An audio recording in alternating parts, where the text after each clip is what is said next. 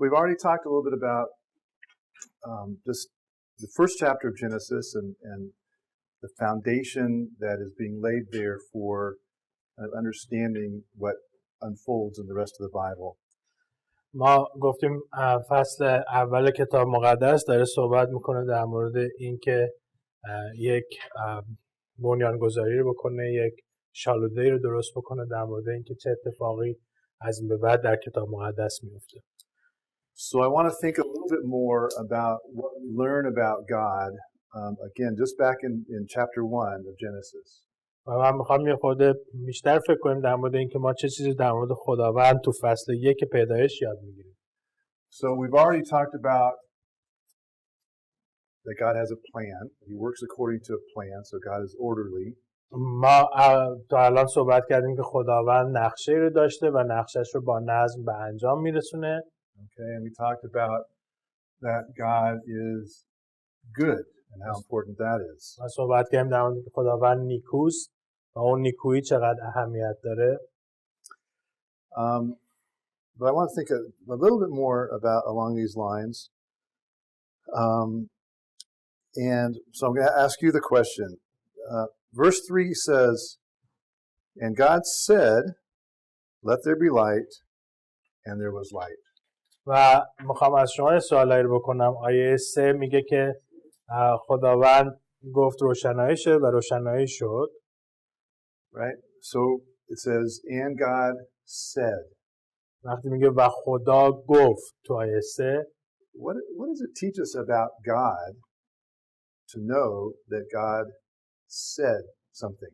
چه چیزی به ما یاد میده در مورد خداوند وقتی میگه خدا گفت؟ Okay, let's take one at a time. So first of all, so قدرت کلام. Atifa said power, right? So God said, خداوند گفت let there be light, and there was light. و گفت روشنایی بشه و روشنایی شد. Right? I like to say things and then them happen, but it doesn't usually happen that way. منم دوست دارم یه چیزی رو بگم و بلافاصله به انجام برسه ولی معمولا اینجوری نیست. Right? I can say to my children, wash the dishes. من میتونم به بچه‌ها بگم که ظرفا رو بشورید. And sometimes they do and sometimes they don't. بعضی موقع میشورن بعضی موقع هم نمیشورن. Right? But God said, let there be light. و خداوند گفت روشنایی بشود. And it happened. و اتفاق افتاد. So God has this power in what God says happens. So God is powerful, is ultimately powerful. خداوند این قدرت در کلامش هست که او رو قادر مطلق میکنه که وقتی یک چیزی رو میگه به انجام میرسه. Okay. So, but what else does it tell us about God that He spoke? Right? He said, "Let there be light." It doesn't say on the first day God created light. Right? It says God said, "Let there be light." و چه چیز دیگه رو در مورد خداوند به ما یاد میده که نمیگه خدا گفت روشنایی رو بیافرینم یا خداوند روشنایی رو آفرید. میگه خداوند گفت روشنایی شد. با کلمه گفت چه چیز دیگه رو از خدا میخواد به ما یاد بده؟ God is a person, right? God is a person. خداوند شخصیت داره. Right? It's not just that light was created, right? In some abstract, non-personal way. اینجوری نبود که فقط روشنایی به صورت ابسترکت فقط آفریده بشه. این با کلام خداوند بوده. Right? You know, if you watch Star Wars, یه جنگ ستارگان نگاه بکنی. There is a deity in Star Wars, right? یک الوهیتی در جنگ ستارگان هم وجود داره. The Force. قدرت. May the Force be with you. و قدرت قوت باهات باشه. Right? But in Star Wars, it's an impersonal power. در جنگ ستارگان یه قدرتی وجود داره که شخصیت نداره. Okay. But again, The Bible wants us to know from the very beginning that God is a person. خداوند از ابتدا میخواد که ما بدونیم که شخصیت داره یک شخصیت هست خداوند. Right? Not that he's a human, but that God is a person. God has intelligence and personhood. و این نه اینکه خداوند انسانه، منظورش این است که خداوند داره شخصیت هست. And what that means for us is that we can relate to him as a person. این به معنی چی است برای ما؟ به معنی است که ما میتونیم باهاش ارتباط برقرار کنیم به عنوان خدایی که داره شخصیت هست. Okay? God speaks. خداوند صحبت میکنه. Right? Communication is the foundation for relationship. ارتباطات شالوده رابطه ها هستش. Right? So God is one who speaks. God is a person, and therefore we can relate to God as a person. خداوند شخصیت داره و در نتیجه ما میتونیم باهاش ارتباط برقرار کنیم. Okay? Not just a force that creates or causes the rain to fall or the earthquakes to happen. فقط یک نیرو نیستش که باعث میشه که مثلا بارون بیاد یا اتفاقات دیگه در طبیعت به وجود بیاد. So we relate to him as a person. پس ما میتونیم باهاش ارتباط برقرار کنیم با عنوان یک هستی که داره شخصیت هست. So there's probably other things that we can come up with as far as understanding about God, but when I look at Genesis chapter 1, these are kind of the big themes that I see coming through very clearly. در مورد چیزای دیگه هم شاید بشه صحبت کرد، ولی وقتی من نگاه میکنم به پیدایش فصل 1، این 4 تا موضوع هستش که در مورد خداوند بیشتر در موردش صحبت میشه. And I will propose to you that the Bible lays these out as kind of our foundational understanding of who God is, because the Bible,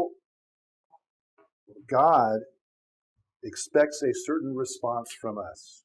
من میخوام اینو پیشنهاد به شما بدم که این موضوع رو ما میخونیم و یاد میگیریم از خداوند و اون شالوده اعتقادیمون از خداوند درست میشه، به خاطر اینکه خداوند بر اساس این شخصیت ها و این ویژگی هاش از ما هم یک عکس العملی رو میخواد، یک انتظاری از ما داره.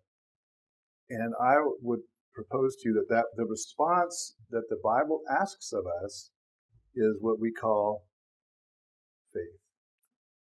و اون عکس العملی که کتاب مقدس از ما میخواد اسمش ایمان هستش. Okay? Or really the word that I like better in English, and I don't know how Farsi does this,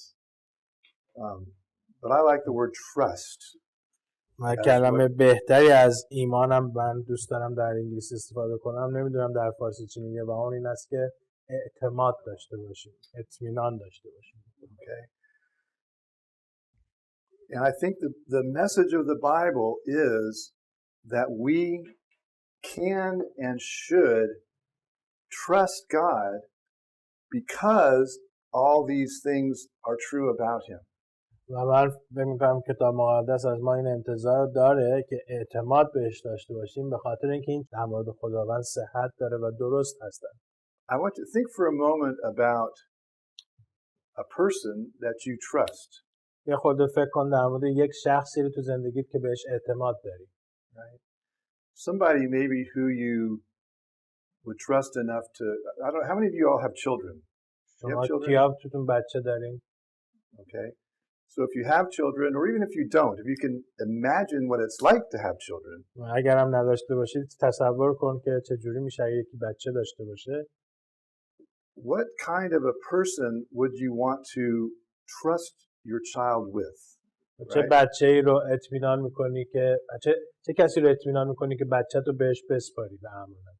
Right? If you had to leave the country for a month and you were leaving your child under the care of another person, what kind of attributes would you hope for in that person? اگر برای 1 سال است که 1 ماه میخوای کشور خارج شی و باید بچت دست کسی دیگه بسپاری، چه شخصیت‌هایی رو از اون طرف انتظار داری که بتونی بچت رو بهش بسپاری؟ Okay. And I would suggest to you that you would want to trust your child to a person who is good. پس من بهتون میگم شما میخوای بچت رو به کسی بسپاری که خوب آدم خوبیه، who is going to do what's best for your child, بهترینا رو برای بچت بخواد، who had the power to do what was necessary in terms of providing, protecting, all those things.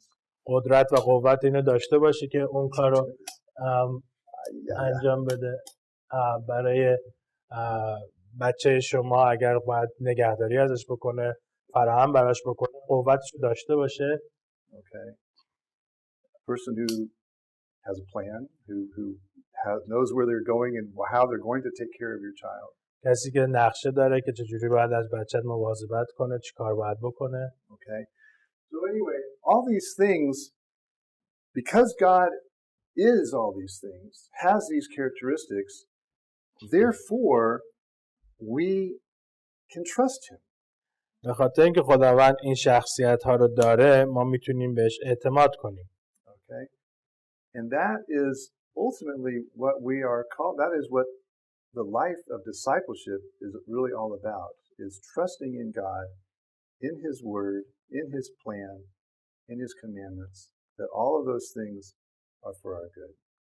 در نهایت این زندگی یک شاگرد خداوند هستش که در نهایت میخواد از خداوند یاد بگیره، برایش اعتماد داره و میدونه که خداوند برای زندگیش نقشه داره، خداوند نیکو هست، قوت داره و میتونه باش در ارتباط باشه. Okay?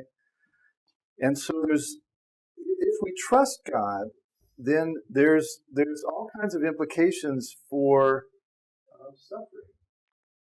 اگر ما به خداوند اعتماد داشته باشیم، اون وقت یک سری از پیامداش این هستش که جفا هم خواهیم دید، سختی هم خواهیم کشید. There's implications for obedience. و همچنین پیامد دیگه‌ای که این اعتماد داره این هستش که باید اطاعت بکنیم از خداوند. Trusting God works itself out in our lives in the different things that we encounter and how we respond, depending on whether or not we trust in the goodness and the power of God. اعتماد به خداوند ابعاد مختلفی رو داره که در زندگی ما خودش رو نمایان میکنه که نشون میده که آیا واقعا ما توی این شرایطی که قرار میگیریم به خداوند اعتماد داریم یا خیر. Right? We all go through times of suffering. همه ما سختی میکشیم و زمانی میشه که در جفا هستیم. Okay? And our suffering often causes us to question, why am I going through this suffering? و وقتی که سختی به سراغمون میاد معمولا سوال میکنیم که چرا این سختی برای من است؟ چرا این اتفاق برای من است؟ Where is God? خداوند کجاست؟ Why isn't he helping me get out of this suffering? چرا خداوند کمکم نمیکنه که از این سختی بیرون بیام؟ Okay? Is God really good? خداوند واقعا نیکوست؟ Right? If God is good, why is he letting me go through this suffering? اگه خداوند نیکوست چرا اجازه میده این سختی تو زندگیم باشه؟ Okay? But that's why the Bible wants to start off by saying, before you think anything else, you have to know that God is good.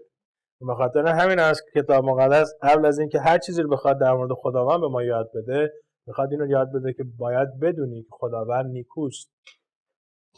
And even the times of suffering that we go through, God is using for good in our lives. و وقتی که حتی ما سختی داریم میکشیم توی زندگیمون، تو اون زمان خداوند او رو برای نیکویی در زندگی ما ازش استفاده خواهد کرد.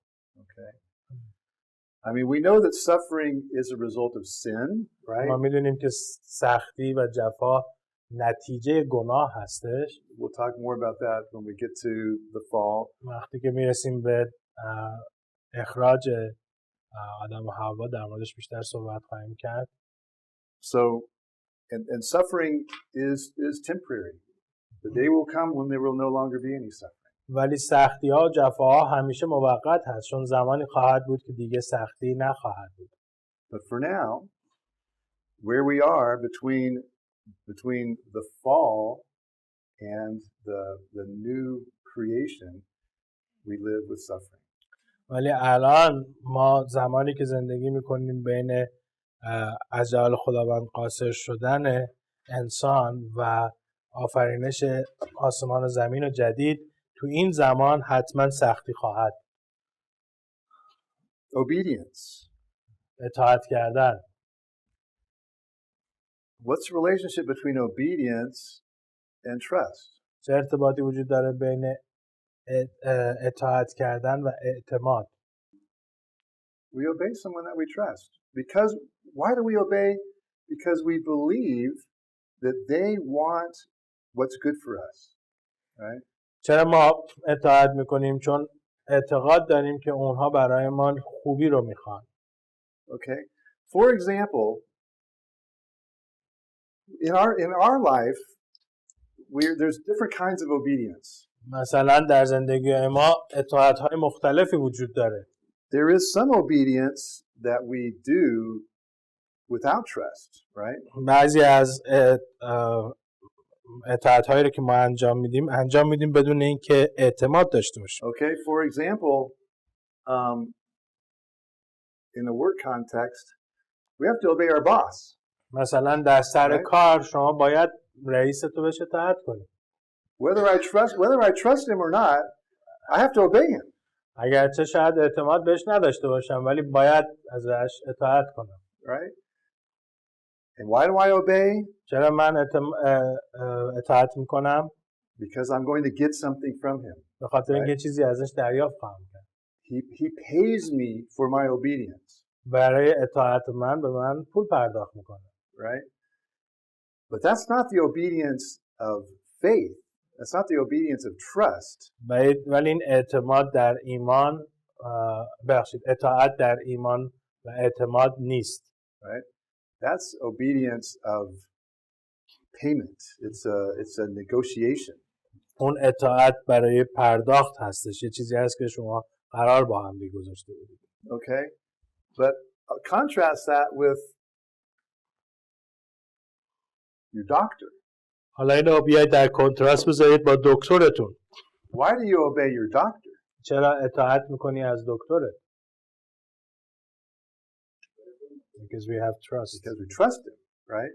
If you don't trust him, you don't go to that doctor. اگر به اون دکتر اعتماد نشته باشی که اصلا نباید بری پیشش. Right?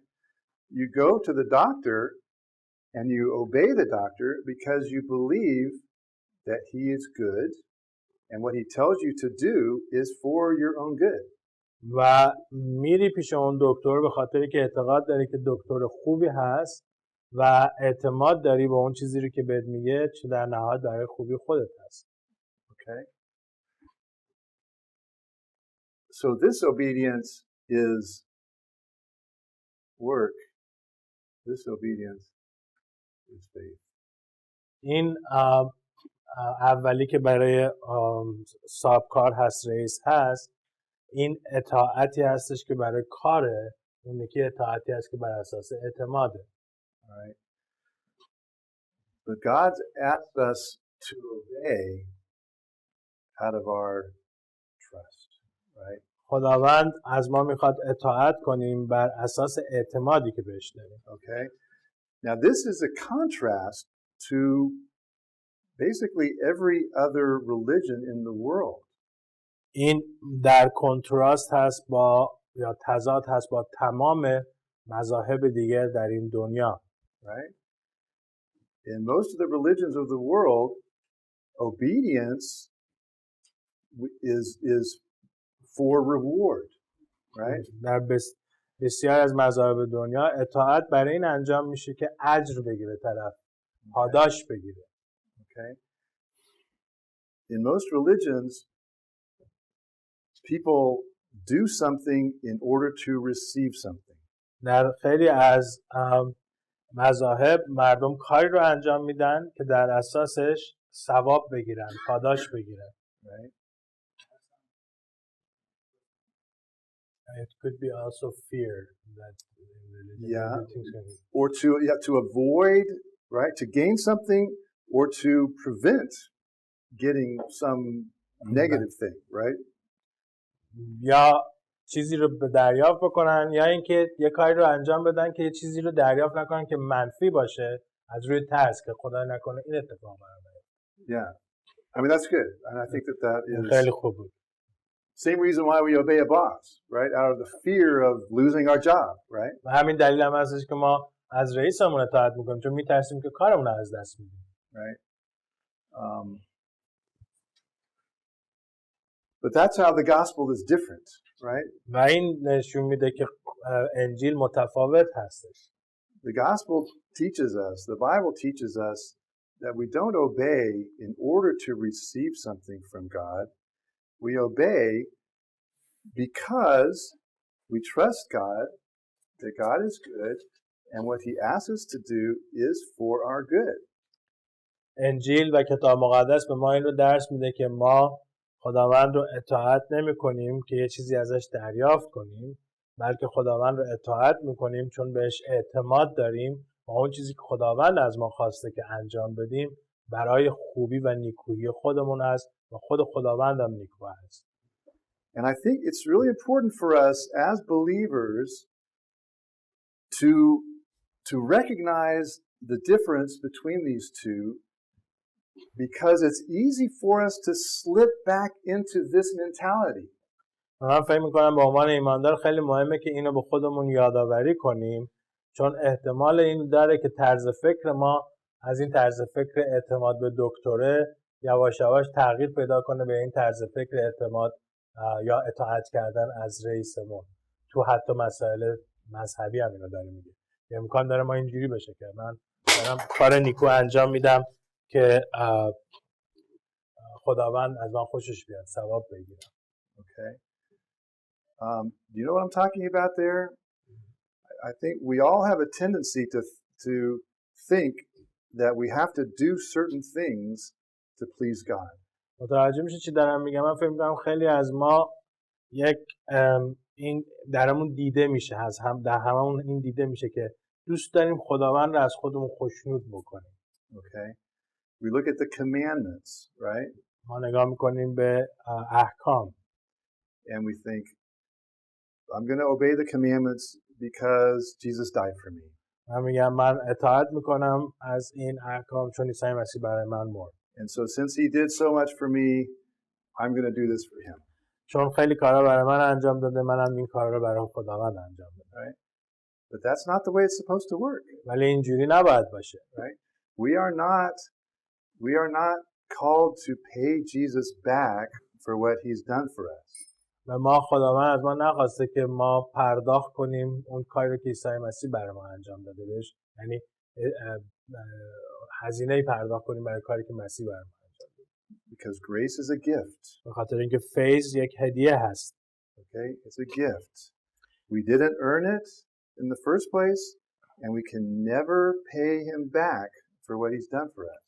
ما هیچ وقت فیض رو براش چیزی پرداخت نکردیم و هیچ وقت هم نمیتونیم در مقابل فیضی که خداوند به ما داده چیزی رو بهش بدیم. Okay? So when we obey, it's not like we're doing God a favor. It's not like we're doing something that he needs our obedience. It's just he doesn't, right? We're not helping God by our obedience. وقتی که ما از خداوند اطاعت میکنیم ما برای خداوند این کار رو نمی کنیم. خداوند نیازی به اطاعت ما نداره. Right? Our obedience comes from our trust that God is good. ما اطاعت میکنیم به خاطر اینکه اعتماد داریم که خداوند نیکوست.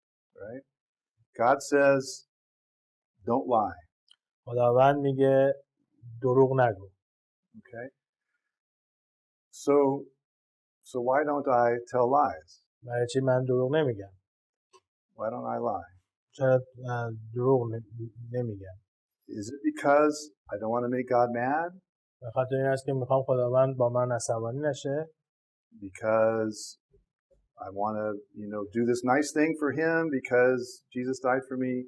به خاطر اینکه میخوام یک کار خوبی واسه خدا انجام بدم، به خاطر اینکه عیسی مسیح برای من مرده. Or do I not lie because I trust God? و یا اینکه من دروغ نمیگم چون به خداوند اطمینان دارم. And when God says don't lie, it's because lying is bad for you. وقتی خداوند میگه دروغ نگو به معنی این است که دروغ گفتن برای شما بد هست. Right? It's because lying is a bad thing. دروغ گفتن چیز بدی هستش. Can you imagine living in a world میتونید تو تصور کنید زندگی رو در جهانی که where there were no lies, که دروغ اصلا نباشه توش. where everyone spoke the truth, همه حقیقت همیشه بگن. and you could trust everything that you heard. و میتونی اطمینان کنی به همه چیزایی که داری میشنوی. Right? Today we live in this world. I don't know if they'll talk about fake news, you know, in Farsi or whatever, but we live in a world where we can't trust anything anymore. ما امروز در دنیای زندگی میکنیم که به هیچ چیزی نمیشه اطمینان کرد. نمیدونم شما در مورد این اخبارهای جعلی چیزی میدونید یا نه. ما تو دنیا هستیم که به هیچ خبری نمیشه اطمینان کرد. So my point is, God says don't lie because lying is bad. It's bad for us. It diminishes our life. و نکته من اینه که خداوند میگه دروغ نگو چون دروغ گویی برای زندگی و حیات بشر بده و این زندگی ما رو به مخاطره میاندازه. Okay? God says don't steal. خداوند میگه دزدی نکن. Right? Imagine a world where there was no stealing. حالا فکر کنید در مورد دنیایی که هیچ وقت هیچ کس دزدی نمیکنه. Wouldn't that be a better world than the world we live in? دنیای بهتری نمیشد از این دنیایی که الان داریم توش زندگی میکنیم. Okay. By our not stealing, are we helping God somehow? وقتی ما دزدی نمیکنیم آیا داریم خداوند رو کمک میکنیم یه جوری؟ We're helping ourselves. ما خودمون رو کمک میکنیم. We're helping ourselves. ما خودمون رو کمک میکنیم. God says don't commit adultery. خداوند میگه زنا نکن. Right? So does that mean, you know, the world will tell us that, you know, to commit adultery is a good thing. دنیا به ما میگه اتفاقا زنا چیز خوبی هستش. You know, that the boundaries of marriage are very confining, and, you know, if you really want satisfaction and all that, then you go outside of those boundaries. و چیزی که دنیا داره میگه چارچوب ازدواج خیلی محدوده. واقعا نمیتونی خودتو ارضا بکنی. باید بری بیرون از ازدواج و دنبال چیز دیگه بگردی. Right? But God says don't commit adultery. ولی خداوند میگه زنا مکن. Because it's the best thing for you. به خاطر اینکه بهترین چیز برای شماست. Okay? It's the most satisfying life. It's the most fulfilling. It's the best expression of love between two people. به خاطر اینکه این بیشتر شما رو اتفاقا ارضا میکنه. ارتباط عاشقانه بین دو نفر اینجوری خیلی قوی تر میشه تا اینکه کسی که زناکار هست. Okay? The world wants us to think that God's laws are bad and are hard, and that they're, you know, that if we obey them, then we're missing out on something that's better. اتفاقا دنیا میخواد به ما بگه که قوانین خداوند بد هست و ما رو محدود میکنه و اگر به قوانین خداوند احترام بگذاریم خیلی چیزا رو داریم از دست میدیم. But God's laws are an expression of His love. و قوانین خداوند یک نشونه از محبت خداوند هست. God's laws are an expression of His goodness for us. قوانین خداوند نشون میده که خداوند نیکوست. So we obey because we trust in God's goodness. ما اطاعت میکنیم چون اعتماد داریم به نیکویی خداوند. Okay? We don't obey to do God a favor. ما اطاعت نمی کنیم که به خداوند برای خداوند کار را انجام داده باشیم. And we don't obey, and this is really important, we don't obey to receive some future blessing. ما اطاعت نمی کنیم که در آینده یک پاداشی رو بگیریم. We obey because the blessing is actually in the obedience itself. ما اطاعت می کنیم چون برکت داخل خود اطاعت هستش. Okay. The mentality of I'll obey now because I get some reward in the future is disobedience. و طرز فکری که من الان دارم اطاعت میکنم که در نهایت یک زمانی به اجری برسه، طرز فکر اون کار برای صاحبکار هستش. But the obedience that God calls us to is the obedience of faith, the obedience of trust. ولی اون اطاعتی که خداوند از ما میخواد اطاعتی است که بر اساس ایمان و اعتماد هستش. Okay? And when we obey out of trust, we receive the blessing in the obedience itself because we do that thing which is the best for us. و حالا وقتی که ما اطاعت میکنیم به خاطر اعتمادی که به خداوند داریم اون برکت رو هم دریافت میکنیم. Okay, does that make sense? متوجه شدین تا الان؟ Let's just think a little bit about the creation and the garden and just what Adam and Eve's experience was in the garden. یه مقدار صحبت بکنیم در مورد آفرینش و باغ عدن و تجربه‌ای که آدم داشتش. So first of all, let's go back to Genesis chapter 1. بریم به پیدایش 1. And somebody read for us just verses 27 and 28. 27 و 28 یکی بلند بخونه. 1 27 و 28. پیدایش 1 27 تا 28. پس خدا آدم را به صورت خود آفرید، او را به صورت خدا آفرید، ایشان را نر و ماده آفرید و خدا ایشان را برکت داد و خدا به ایشان گفت بارور و کثیر شوید و زمین را پرسازید و در آن تسلط نمایید و بر ماهیان دریا و پرندگان آسمان و همه حیواناتی که بر زمین میخزند حکومت کنید. A couple of things here. Just we're told that God creates us in his image. ما گفته شده که خداوند ما رو انسان رو به صورت خودش آفریده. Again, books have been written about what it means to be in the image of God.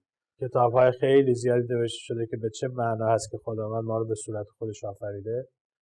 But I think at a minimum we're told this right before God says be fruitful and multiply. Right? ما رو اینجا اینو به ما گفته شده قبل از اینکه خداوند به ما میگه بارور و کثیر شوید. So this command to be fruitful and multiply is this what we a command that we call like the creation mandate, right? و این حکمی که خداوند میگه بارور و کثیر شوید رو ما اسمش رو میذاریم که خواست آفرینش. So Adam and Eve, mankind was created to ultimately to fill the earth, right? آدم و حوا رو خداوند آفرید که تمام زمین رو پر بسازن. And they are to fill the earth as the image of God. و اونها باید زمین رو پر بکنن به عنوان کسانی که تصویر خداوند رو دارن میکشن.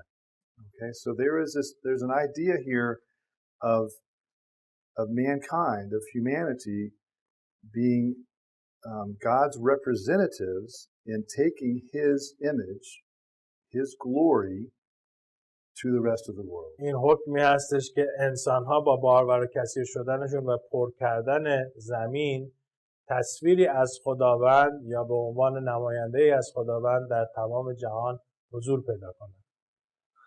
And yeah, so I'll just leave it there.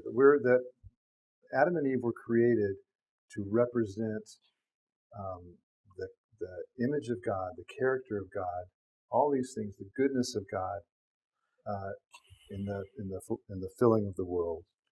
آدم و حوا رو خداوند آفرید تا بارور کثیر بشن و اونها انسان‌ها نماینده‌ای از شخصیت خداوند و صورت خداوند روی زمین باشن. And then, so we're told, we get into chapter 2, we're given a little more detail about the creation and the nature of the garden. وقتی میرسیم به فصل 2 یه مقدار بیشتر در مورد ریز آفرینش و باغ صحبت میشه. Okay. Can you read, or somebody read verse 9, chapter 2? 2:9 رو میخونم. و خداوند خدا هر درخت خوشنما و خوشخوراک را از زمین رویانید و درخت حیات را در وسط باغ و درخت معرفت نیک و بد را. Okay, so a couple of things just I want to point out here. It said God, let's see, God made to spring up every tree that is pleasant to the sight and good for food. خدا هر درخت خوشنما و خوشخوراک را از زمین رویانید. Just that little phrase there, that God created trees that are pleasant to the sight. وقتی که میگه خدا هر درخت خوشنما و خوشخوراک را آفرید از زمین رویانید. It speaks to the fact that God creates beauty, right? و این به من در صحبت می‌کنه خداوند زیبایی رو هم آفریده. Beauty is one of those things, you know, when we talk about the world, we talk about, you know, the character of God. Beauty is one of those things that speaks to the, I don't know, well, it just informs us that God is a God of beauty. وقتی ما به زیبایی دنیا نگاه میکنیم، به طبیعت نگاه میکنیم، به ما نشون میده که خداوند زیبایی رو دوست داره. Right? I mean, it is possible that the world could have been created without beauty, right? و این امکان داره که یعنی میتونست خداوند دنیا رو بدون زیبایی بیافرینه. But God created a beautiful world. ولی خداوند دنیای زیبایی رو آفرید. Again, an expression of His goodness and His love towards us. و این هم نشون میده که خداوند ما رو دوست داره و نشون میده با این زیبایی‌ها که ما رو دوست داره. It also says He made to spring out of the ground every tree that is good for food, right? So God provides for the physical needs of His people. همچنین صحبت از درختان خوشخوراک میکنه و اون به معنای اینه که خداوند میخواد غذای خوب رو هم انسان بخوره.